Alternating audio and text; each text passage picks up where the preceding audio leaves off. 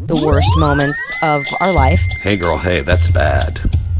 So speaking of like worst ever experiences. That is the worst ever. I don't feel so good. And that was my worst audition ever. How bad can it be? And we feel that pain is best served funny. Did you grow up in Cali, or you grew up? New Jersey. Hello? Who's You grew up That was LA. Yeah, I know, but did you grow up in Cali?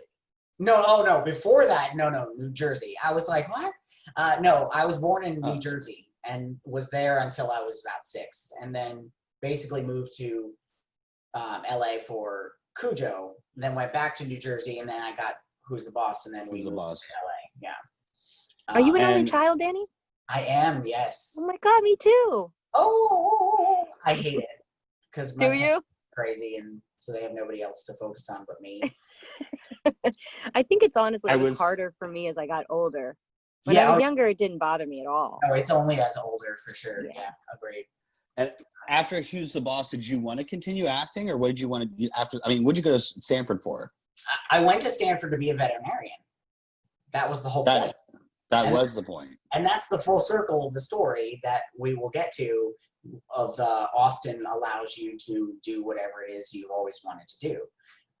But yeah, no, I went to Stanford to be a vet, and I got there and I started the courses that are necessary for that, and I couldn't do it. My brain is so right, left. Which one is it? The one that's not science and math. I have none of that. It's terrible, and it was probably the hardest time in my life to figure that out. And so the idea is my entire life is a series of moments where I said, well, maybe I am just supposed to be an actor. That happened over and over and over again. And I'm a big sort of believer in the fates and sort of what you're destined to be and what you're supposed to be. And over the years, I've tried everything, and each thing I was like, this is what I'm actually supposed to be. And it would fail miserably. And I would say, God damn it, maybe I am supposed to be an actor. And I would try to be an actor. And that would go, every time it was worse. It was just a bad experience, and they would get worse. And at some point I finally said, no, I'm done with that nonsense. But it took till my late 20s to figure that out. Oh, that's not bad. A lot of people are still trying to figure that out. Right?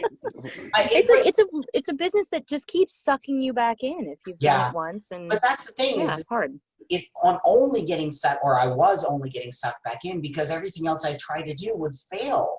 And I was so disheartening that I was making such a specific effort to find something else. And God damn it, if the world just was saying to me, no, it took a long time. Well, then, how did you end up in Vegas then?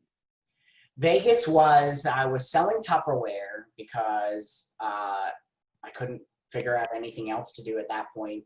I had already gotten through all the meth stuff, and then I had some suicide stuff.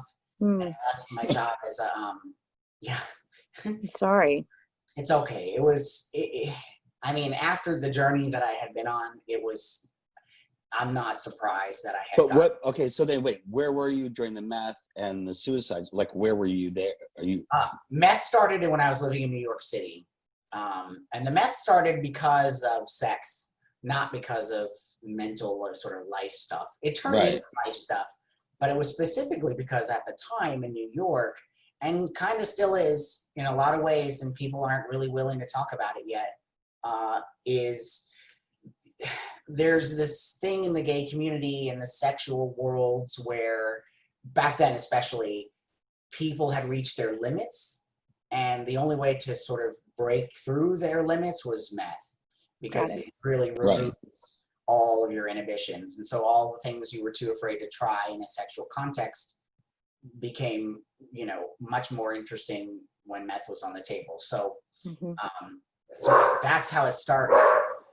And then it turned into like, oh God. And then it turned into like something I just couldn't get rid of for many, many years. So I tried to stop in New York, was unsuccessful, finally moved back to LA because New York just was, it had become, everywhere I went was a meth moment, like a meth memory.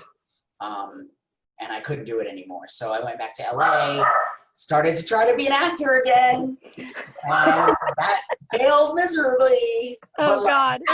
That's when the real like fucking piss me off stories happen, specifically. And I went back to the meth and was doing the meth in LA and kind of finally got rid of it eventually. But by that point, I was through treatment or on your own?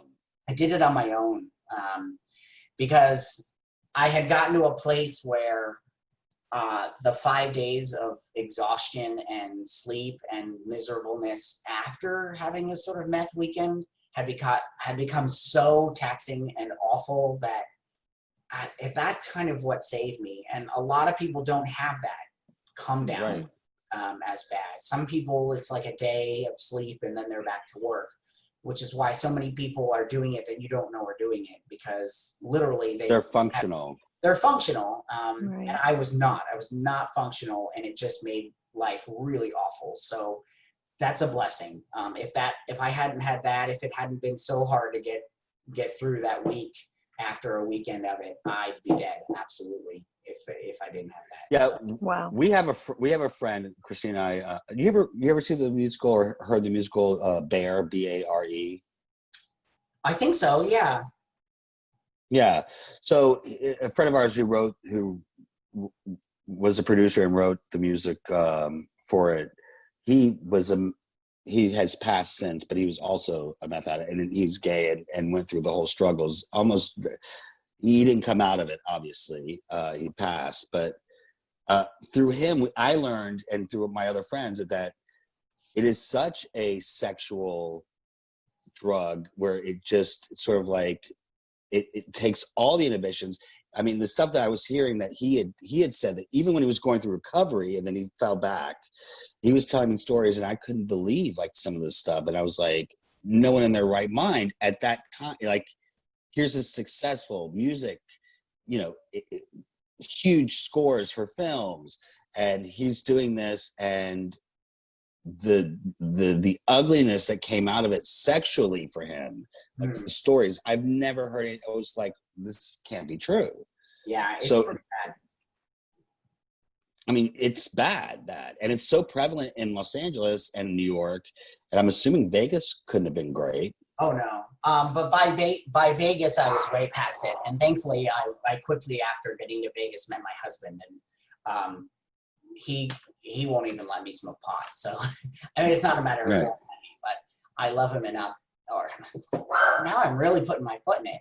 I love him so much that I won't go down those roads because it would ruin what we have, which is but I mean, not to say that pot's a gateway or alcohol's a gateway, whatever it is, but you don't want to get back into a pattern where he might think it might lead to something else. Yeah, and for him, it's just that none of that stuff makes sense.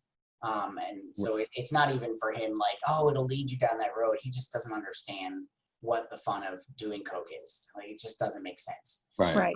And he's got some bad history too with boyfriends that were doing it behind his back, and so now he's got that. So that's been a blessing, because yes, there have been times in the last 6 years where it sounded like a really great idea after karaoke on my way home to get back into that. And karaoke is definitely the gateway drug. I'm not gonna lie. I agree with you. I was hosting karaoke in Austin for the first couple of years I was here. It was really fun. But yeah, after karaoke on Monday night, I would be looking up Finder or Scruff, because he and I have an open relationship when it comes to that. And there'd be guys, and a couple of times I ended up at somebody's house where they were doing it, and I didn't know until I got there. And I was able to stay away, thank God. That's great. This and head home, but yeah, it's great, Danny. It's so much more prevalent than you have any idea. Both of you know people who are doing meth, and you don't know that they are currently. Probably. 100%. Oh no, no question about it. I'm very naive when it comes to drugs. I have always said that. Like I like pot, please. I understand people smoking pot. I see pot all the time. Obviously it's legal here, so that's not a thing. But when I'm talking about like harder drugs, I remember being at a party and people were like, oh, you must like be around so many drugs all the time from, growing up in the industry. And I'm like, honestly, not really.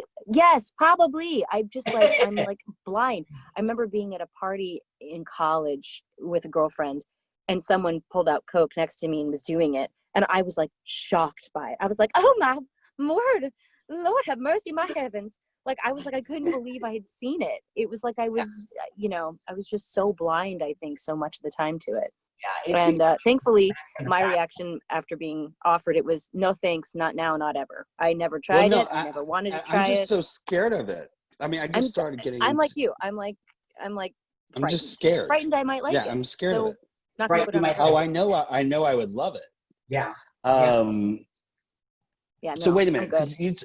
'cause I mean, Danny, you've gone through so much shit, really. I mean, in a good way, right? Well, first 10 minutes, and I've already pretty much told you all the deep dark. Well, stuff. no, it's not really that deep. I mean, that? it's been public. I mean, it's not like you haven't talked about it, right? No. I mean, No, I think the Oprah interview was iconic. I mean, that was like, which I want to get to also, but So was the View interview. That was also iconic. Yeah. So Wrong ways. Yeah, I know. We'll talk about that too. I'll let you explain it, but we'll get to there. Like, oh God, what does that mean? I'm dying here. No, like how difficult and be honest when it comes to like your sexuality, the drug addiction, the transformation to go from child star to. Do you think career-wise, was it part of your issues when it came to the drugs? I mean, was acting a big thing? I mean, a lot of child stars from the 80s and 90s to move forward after that, like Christine's a has-been at this point, right? So, total has-been.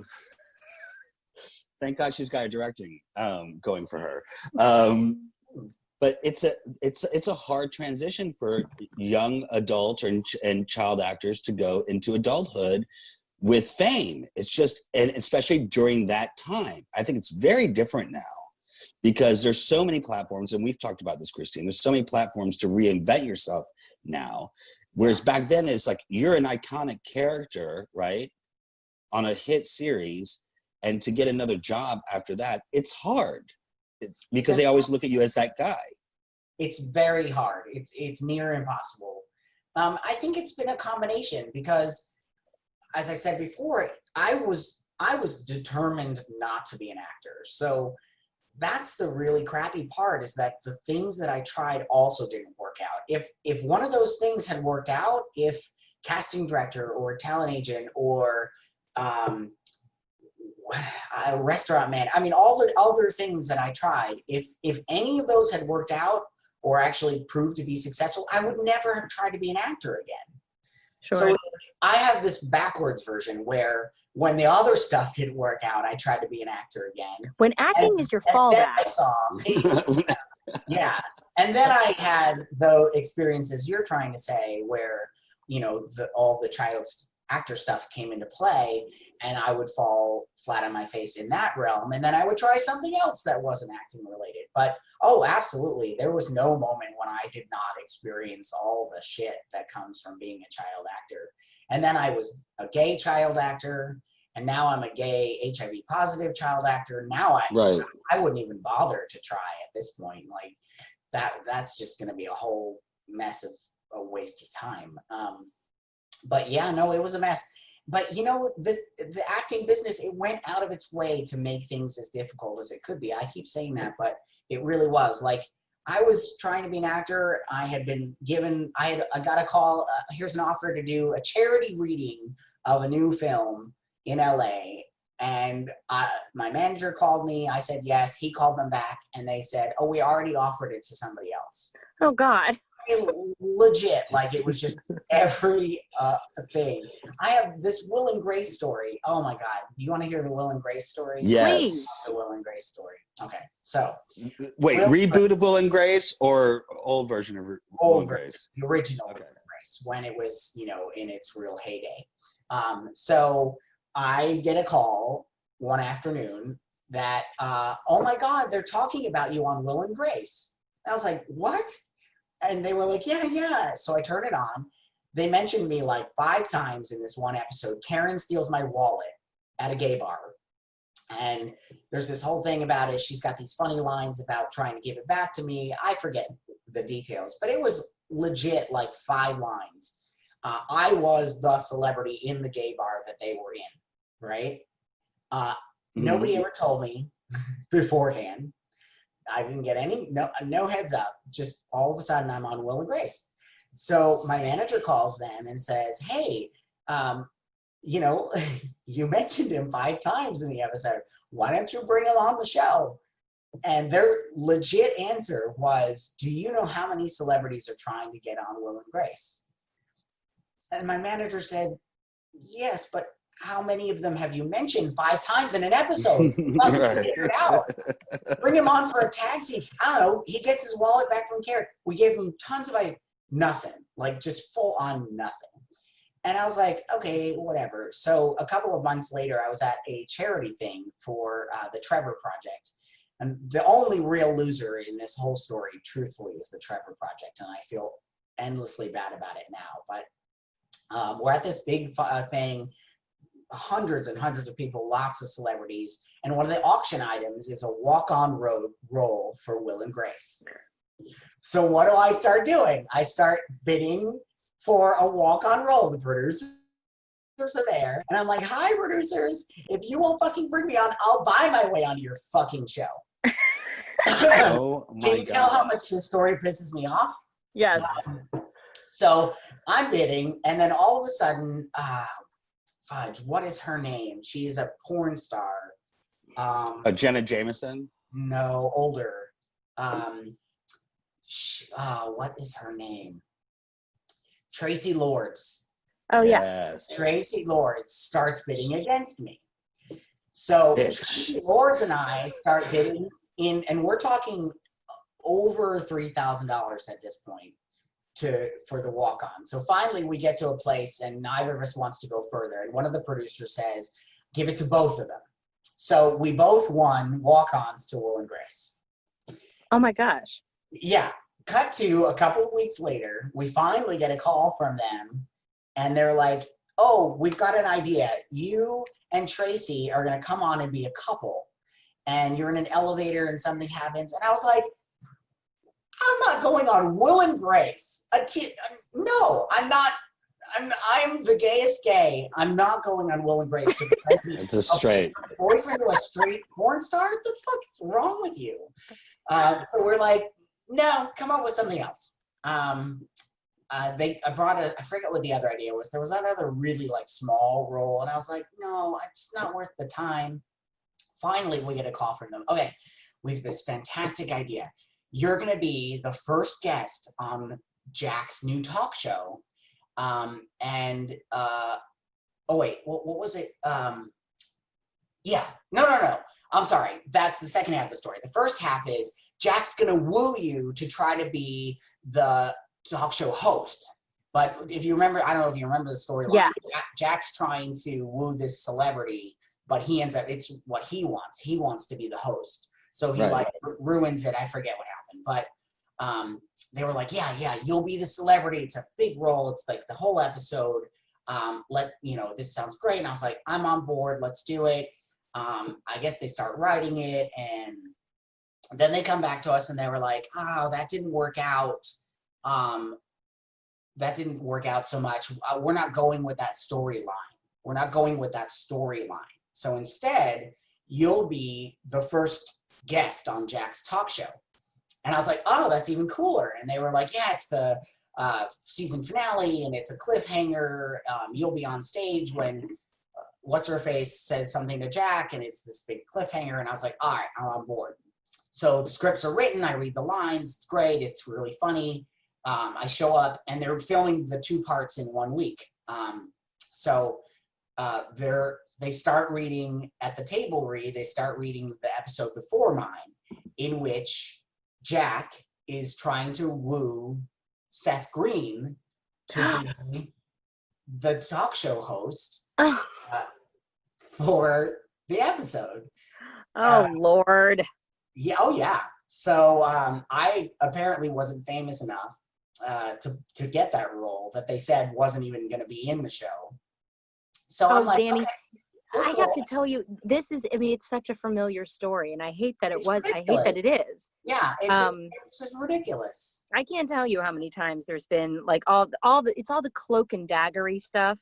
Do you know what I mean? That's what I kind of really hate. I wish they would just say, listen, we thought about you for this story. Turns out we're actually going to hire someone else, but we are going to find something. Just like be a little more transparent about it. Yeah, of course. It's so annoying. I love it. Have you ever heard of anyone saying, we're looking for a Danny Pintauro type? Oh God, in casting? Because no. I have literally seen on a breakdown, we're looking for a Christine Lakin type. Oh, I wish. And I'm like, I'm right here. Why is no one calling me?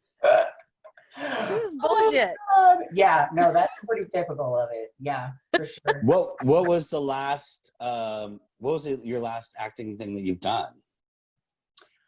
Well, I mean, we did this little quarantine group thing that we just did, which was funny. Oh, cool. That's not really acting. It's called the Quarantine Bunch. It was silly and fun. It's online. It's got Scott Schwartz and Jeremy Miller and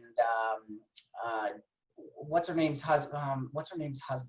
Tori Spelling's husband, Dean. Oh, Dylan. Dermot, Oh God. and Yeah. Judy Norton and what's the other guy's name? God, they're all right out of my head. We just did it, and it was fun, but it didn't really go anywhere. It was so much fun though.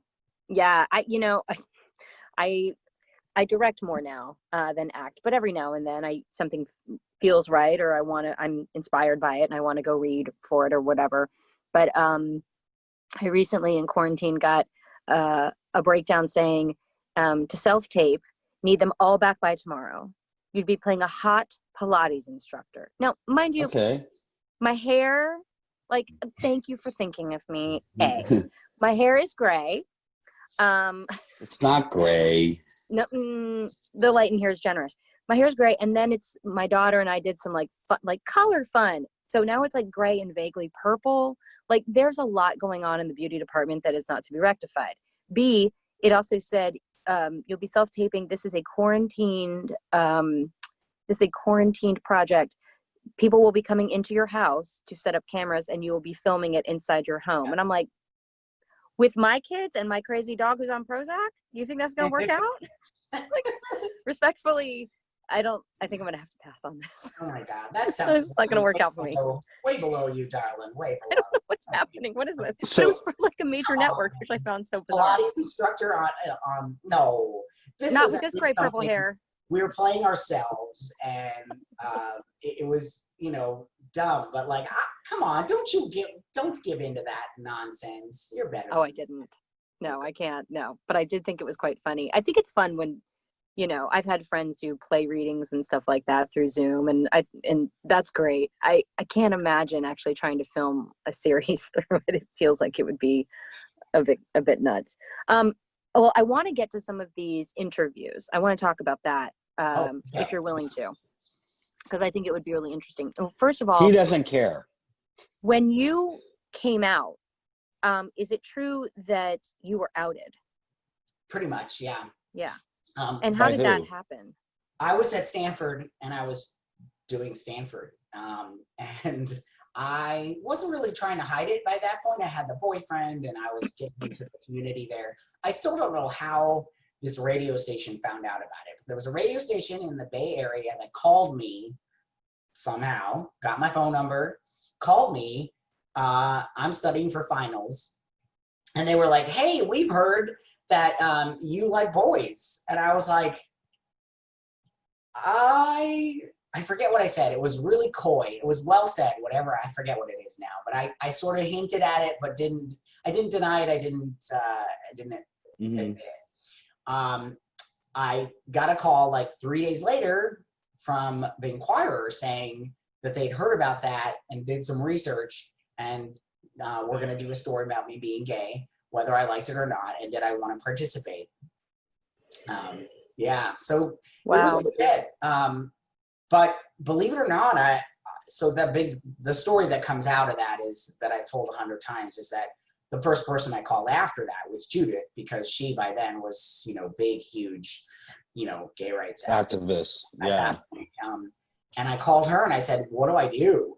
And she said, look, there's one thing in journalism, which is they can't misquote you. They can mess with the stuff around your words, but they can't mess with your words. So if you give them a legitimate, real interview and just talk from the heart, it can't be that bad, right? And so I was like, okay, cool. So I did it, and I went into it as it being a very serious interview, and I wanted to sort of talk about my life, and I didn't sensationalize anything, and I didn't, I just told the story. And the actual Enquirer article is actually really well done.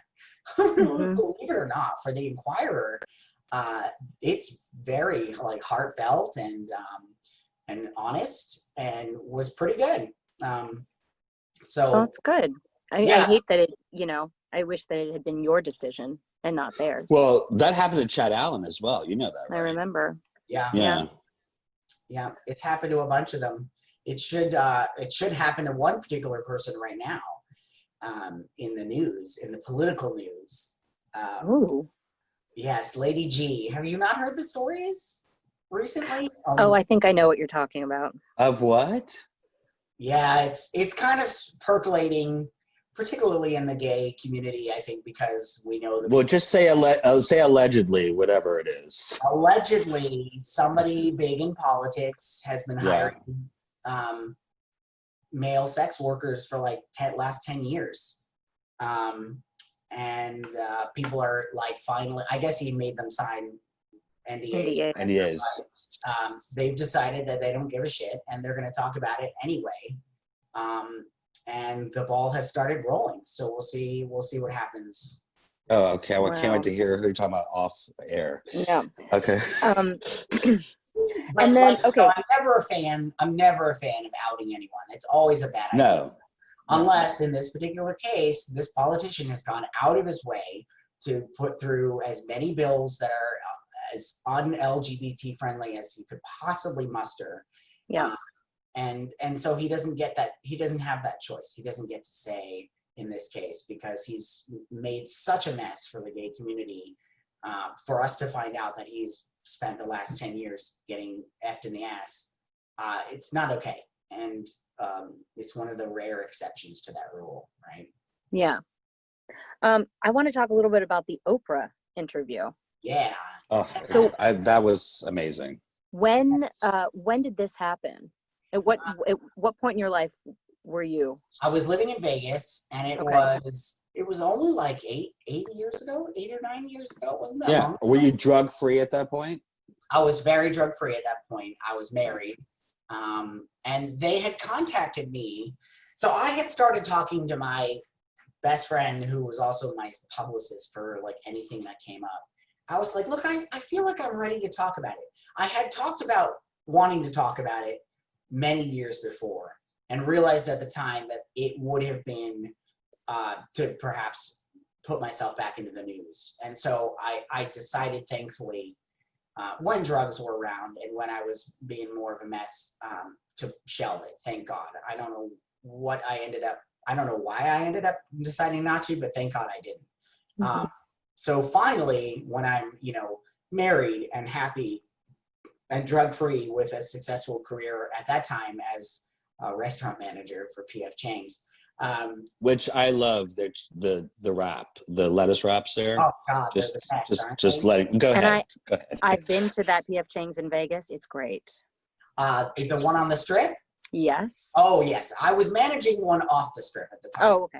But I did my manager training. He couldn't. You mean you couldn't even get a job on the strip? I know I did. That was Okay. where I trained to be a manager. But Okay. it was fucking awful. 14-hour days. I'm dealing sure. with fucking tourists And Chinese food, no. I was like, I'm done with this. I was like, you need to transfer me to another location or I quit. I cannot. It was the worst. I'm sure it's very grinding. It was awful. Yeah. And, you know, we've gotten to that thing where customers are just, they take advantage. If I can get free food by telling them it's not hot enough because I took 10 minutes to take photos of my picture or my food for my Instagram feed. Right. I can't even. Anyway, so I was like, you know, vaguely talking about it with him, and then I just randomly got a call from Oprah's people because they were doing a Where Are They Now? Nothing to do with anything other than Where Are They Now? Because she has that show on her station, Right? Own. On Yeah. Own, where it's about a Where Are They Now thing. And I thought, gosh, I don't know, maybe this. So I got on the phone with the producer and I said, this is I'm about to present to you a much bigger story than a Where Are They Now? And you can tell me what you think of it. And 2.5 hours later, on the phone with this producer, she was like, let me call Oprah. And next day she said, I talked to Oprah and she's absolutely on board. And we'd love to help you make this happen in the right way. Oh, that's amazing. So let's do it. Oh, it was fantastic. It was. I'm really, sure. Yeah, it was. You did that in Chicago or in LA? Where was I? Not Chicago. I was in LA at her studios there. The Own Studios. I forget where they are. It's where near the old Warner Brothers was. Exactly. Yeah. It was great. And, you know, I walked in and I was petrified. I was absolutely petrified. This was a huge decision, you know. Yeah. All right. Walk me through that whole moment though, because so you get to LA, you go into the Own Studios, they shuttle you in to, I'm assuming, a green room or a dressing room, right? Yeah. And she was doing an episode. She was doing like 5 episodes in one day. So I knew I didn't have a lot of time with her. But my husband was there and my best friend was there and my manager / publicist friend was there.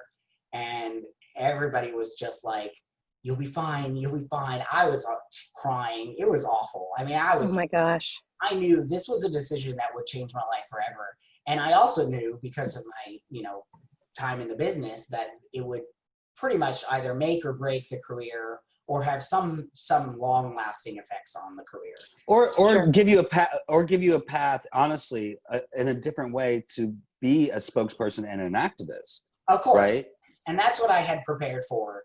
And I had enough advance notice with the interview that I had quit my job and was gonna spend literally a year just sort of being an activist. Like, I had made this huge commitment to that process post the Oprah interview airing, for sure. And I sat down and she said, you know, it's going to be all right. She said, what do you want to accomplish with this interview? And I told her the sort of 3 main points I was hoping to accomplish. And she said, okay. Which were what? God, what were they now? I forget what they were. But we did them all in the interview. It was, I think, basically to tell the sort of backstory to the HIV/meth combination, because that was a big part of what I wanted to accomplish. The sort of idea that meth is absolutely entwined with HIV and infection rate.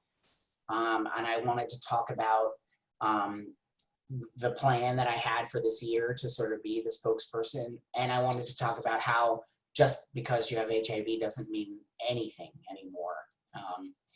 And so we did the interview, and afterwards she said, I think we got those. I think we really accomplished those goals. That was pretty much literally all she said to me. Did you get a car or a gift bag? What? No gift bag? I got a car there. No, I drove myself there. Yeah, I didn't really get much. A gift that's bag? amazing. No gift bag. Come on. Wait a minute. So the interview happens, and so it like headlines. It makes headlines. Yes, very much. And I was hopeful for that at least. I was like, look, if I'm going to go through all of this, it's at least got to be a fairly big story in the news, or I'm going to be really pissed. Well, it was, and it sort of like in a weird way, it reconnected you with Alyssa.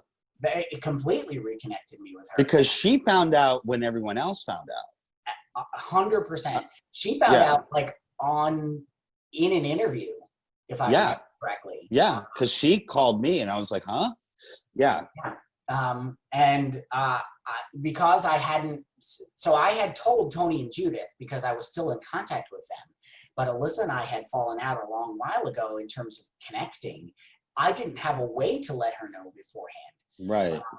Other than like, trying to call her agents and make all that happen. I was like, nah. Right. It's just weird. Yeah. It's weird. And it's not even really that big of a deal. And maybe no one's going to really care. So I didn't make that much of an effort. And then it happens and everyone cares. And she gets asked in the interview. That interview. And she almost starts crying. And it was like really, oh my God, that interview. Are you talking about the talk? I think it was the talk. Yeah. Yeah. I'll always remember. And that's where she found, they told her, and then, oh my God. She found out about it. Man, that was a fantastic interview. Oh man. Yeah. Yeah, because I think she was co-hosting the talk that day or something, and it had just come out, and there's like they asked if she would talk about it, and she said yeah, and then it was her first statement, publicly. Yeah. So a lot of celebrities make a statement on stuff, but they don't make it on TV live. Right. So her emotion towards it and her, feelings were real and guttural because it was live. Yeah. Right. Now, can I ask you a personal question? Is your husband positive as well? No, he's not. Okay. In all these years, he's not, because I'm undetectable. So right. The chances. And explain just for some fans who don't know the knowledge, don't know what undetectable means, just briefly, if you would. The brief version of the story is that if you're on HIV medications, the medications bring your viral load down to such a level that it is undetectable on the machines they use to determine if you have HIV. There's so little of it in my bloodstream that the machine literally spits back out undetectable. Now, that doesn't mean that it's negative, because that's not possible yet. But it means that it's so low the machines can't register it. But it also means that it is so low that my chances of transmitting it to someone who is not positive are very, very, very, very low. And in fact, at this point, there are no truly cases in which someone who was undetectable positive has ever transmitted the virus to someone who was not. Isn't that amazing? Yes. I mean, when you think about how far the medical profession has gone in terms of treating people who live and will live long lives with HIV. I mean, you probably know, and I know several people that passed away that I knew when I was a child. And I mean, it was really during the AIDS crisis, and it was such just an unknown beast, and nobody knew how to deal with it, but it gives you so much hope for modern medicine. Well, it's also it's also an interesting parallel to what we're going through today with COVID, Yes. In some ways, I agree. Yeah. It reminds me of the AIDS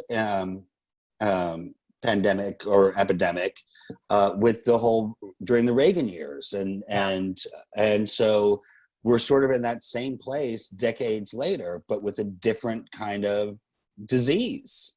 Yeah. But the other thing is, I mean, I imagine, a lot of where your advocacy work comes in is about getting tested, getting on the right medications, talking about it. We all had to get around talking about it, because it was this big sort of like hush hush of like, nobody talks about AIDS, nobody talks about HIV, Right. But that's, I think, again, comes from this like puritanical thing where nobody talked about sex. Yeah. Nobody talked about protective sex. Sure. And gay and all the bias that comes with that. Yes, right. And the Reagan administration having turned it into sort of a gay thing as opposed to. Yeah. Right. Well, like the Trump administration sort of turning this into a Chinese thing, it's not, we don't really know, it's, There's a lot of, I don't know the quotes now, I have to go and look, but there are a lot of sort of gay activists who are not happy that people compare the two. I get that. For different reasons, but overall there is a lot of comparison, and you just have to compare them in the right way. Yes. If that makes any sense. But it is the same idea that there is something that's transmittable between people, and the only way to sort of protect yourself is to get tested and know whether you have it or not. And you know, the fact that the government is not making the effort to get people tested is comparable for sure. And people not doing what they need to do to protect themselves is also comparable for sure. In different And I think it affects disproportionately, you know, COVID has definitely been shown to proportionally disaffect people of color and minorities and lower, you know, lower income class populations. Absolutely. So, yeah. You know, I remember the very beginning of the pandemic, thinking I had it because, you know, Alaa gave it to me. You can listen to an earlier episode. He gave me the COVID. And we both had it. We both had it. And he was feeling really bad and I was feeling really bad. And I wanted to get tested and I couldn't because no one had him yet. Yeah. And I had somebody call me and say, you know, if you think you have it, I have a number of a doctor you can call and you can pay for it. It was like some back door. It's $300. You can go to their office. I was like, yeah, no, I'm not going to do this. Like, I don't know what this is. This is some kind of wealthy, I cut the system, I pay for it, I get it. No, I'm not. No. We should all be able to be tested. I went and did my drive-through and got tested, okay? I got the fucking thing stuck up my nose. Finally, yes. Finally, we both did. It was. Got it from? I got it. Alyssa was doing a movie in Portland. So we were there for 2 weeks. It broke in that Washington area, right where we were. Literally, we were like in Zone A. And then literally her cousin Jessie had a wedding in New York as soon as we wrapped. So we both flew to New York to go to the wedding in New York. We fly to New York March 6th. The wedding's on March 7th. She flies home March 8th. I stay an extra day, fly March 9th. I do a podcast with Christine March 10th. March 10th, that night, I'm down for the count. Like, so sick. Yeah. March 14th, I'm down for the count. Right. Yeah. So I don't know if I got it in Portland or if I got it in New York. Okay. Yeah. And crazy. Alyssa didn't get it? Well, here's the issue with Alyssa. And I don't want to tell her story, but I'm like, she's very, God bless her, love her to death, but she's very like, I gotta get tested right away. Like, you know, she gets into panic mode and she's, you know, she wants to like, yeah. We were both sick. She was really sick and I was sick. Same time. I couldn't get a test. She got a test, right? Interesting. She went 2 or 3 days later and it was too early because a lot of doctors are saying it's got to be in your system for at least 5 or 6 days before it registers on the testing. Right. So I keep saying to her, you got your test too early because I got my test 2 weeks after and I still tested negative, right? Oh. But I made my roommate get tested the same day because we had been in the same space together. His test came back positive, but he was asymptomatic. So and then Christine tested positive for the antibodies. And she had the same thing. So I was her carrier as well. So it just came down to me. And right. And then I got my antibody test positive. Now, if we had done this right, if the government had done this right, you wouldn't be having this conversation. You would know. No. And the path would be clear. And we wouldn't be at this fucking mess. Right. You're about to have a second wave that's even worse than the first. It's going to match the influenza. It's going to match that 1918, isn't it? Right? 1918? Spanish flu. Yeah, it was the Spanish flu. It's going to match that exactly. And the Spanish flu's second wave was like 10 times worse than the first, if I read correctly. It's going to be bad. And I've always said that. I know this is a bad thing to say, but I'm going to say it. Go ahead. But I truly wish that it was a lot worse than it was. Because people are never, like, Americans specifically are not going to they don't get on board with stuff because there's so much access to information until it directly affects them. And Well, if we truly had, like, if it were really a pandemic where everyone in the country was affected in some way, then none of this nonsense would have happened. I don't know. no, I understand what you're saying. It probably didn't come out right, but I do understand. Yeah, I understand what you're saying. The issue is, it's like, and I'm experiencing it today, and you're experiencing it being where you are in Texas. Yeah, that's what I'm trying to say. Yeah. Yeah. Like, if you would have seen me day one when I got off the plane, I was like covered up and like freaking out. If you see me now, because everyone is so relaxed around me, I'm like guards down. I'm doing stupid things. Like in LA, you can't go to the gas station without fucking wearing a mask, like pumping gas. Oh, in my Here, neighborhood, it's you like- get like mask shamed. Yeah, you get mask shamed. People are like, No, not here in Texas.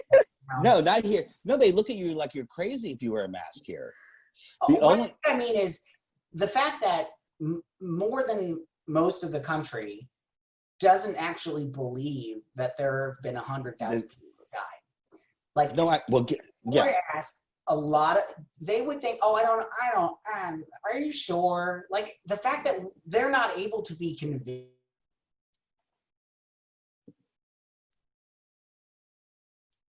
no, we lost Real him. change only comes when you're directly faced with the fear and the truth of that moment. And most of the country hasn't had to face that fear or that truth.